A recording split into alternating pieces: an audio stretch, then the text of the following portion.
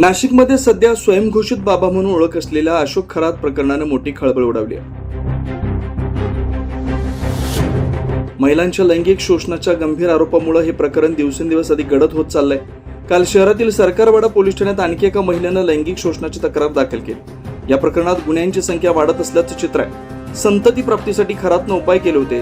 7 महिन्याच्या गर्भवती महिलेवर देखील या नराधमानं अत्याचार केल्याची तक्रार दाखल झाली आहे. त्यामुळे खरातवर गर्भलिंग निदान प्रतिबंधक कायद्याअंतर्गत गुन्हा दाखल होण्याची शक्यता आहे. दरम्यान आज विधान परिषदेच्या अधिवेशनात हा मुद्दा गाजण्याची शक्यता वर्तवली जाते.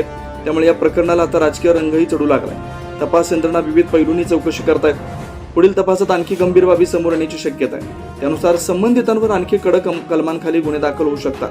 दरम्यान स्वतःला देवाचा अवतार सांगत महिलांचं शोषण केल्याचा आरोप असलेल्या या आरोपीवर कठोर कारवाई करण्याची मागणी आता जोर धरू लागली.